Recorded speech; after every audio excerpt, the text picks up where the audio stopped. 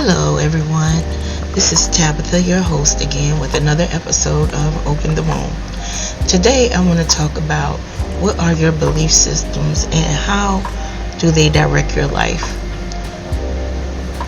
Do your belief systems come from your religious beliefs or economical views based off of what has been experienced in life while being raised as a child and could be developed by harsh treatments well into adulthood? Some beliefs that I've heard are about races of people. It is stated that some groups of people are lazy and just want to be taken care of, while other groups of people work hard for what they want and are entitled to wealth. Belief systems are taught and are not necessarily positive ways of thinking. If your belief system has caused you to be confused about life and the world you live in, then those belief systems have given you a false sense of being or reality. Some of my beliefs that was ingrained in my mind is that if you cry, it's a sign of weakness. I had to be strong, not letting anyone know what you didn't have. In other words, if you have financial difficulties, that is not to be broadcast. Don't ask for assistance because it's embarrassing. Use what you got to get what you want was another thing that was told to me as a child. I knew some of these things were wrong, but how could I decipher the good from bad? I grew up trying to figure out, things in the world, and another thing that was developed is fear of eating or spending the night at other people's houses. I was raised not to eat because people are evil and not to sleep at others' home because they are not clean.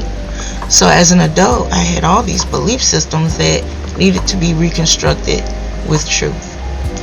I had developed a fear, although no one was aware of this, but I started being careful where I sit in someone's home. If I went to use their restroom, I had to look at the toilet to make sure it was clean. In restaurants, I looked at the utensils, the glasses, the food, except to make sure there wasn't anything in it that did not belong. I had developed a form of OCD. I had a fear of being in crowds because that's when conflict arises. So I didn't go to house parties or to many school events. So now as an adult, I have figured out that a lot of my OCD issues were developed by false beliefs. How do you demolish false belief systems? You have to seek answers by reading, researching, and asking questions to family members about why were these beliefs passed on to you. I personally realized that the beliefs were passed on to me because one of my cousins was poisoned. She went out to a club with friends, had drinks, and someone slipped a Mickey in her drink and she passed away. So of course the family members had issues with these things already, and it just built more mistrust in the world that we live in. Our belief system was then validated, but it was validated using fear as a way to keep us from experiencing life.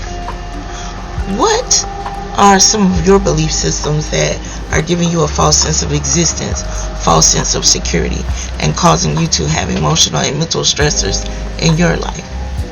Here are a few examples of belief systems that have been passed along to us through our home life and church life. Behavioral beliefs. How we should behave. Should we express our true feelings or suppress our feelings? Anger, outbursts in order to get our way. Unconscious beliefs. Maybe you think you are better than someone else because of your education or financial status in the world. Conscious beliefs. You could be very arrogant and prideful. No one can correct you. Rational beliefs. They seem right, but maybe it's not completely rational thinking. Religion is a major belief system that maybe you feel that your race is a chosen race and no one else is truly saved or worthy of salvation. We have to renew our minds, changing our worldly views and breaking the negative belief systems that cause us heartache, confusion, and pain. Romans 12:2 says, "Do not be conformed to this world, but be transformed by the renewal of your mind, that by testing you may discern what is the will of God, what is good and perfect. 2 Samuel 24:14 says, David said to Gad, I am in deep distress. Let us fall into the hands of the Lord for his mercy, but do not let me fall into human hands.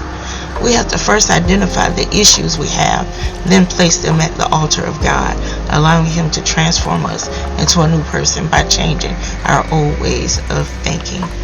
Now, as always, I pray that, although short episode, I pray that it has helped you to examine what your belief systems may be, or what your negative thoughts of this world could be, and how it is hindering you in your walk with Christ, how it's hindering you on your job, in relationships, in friendships, whatever it may be.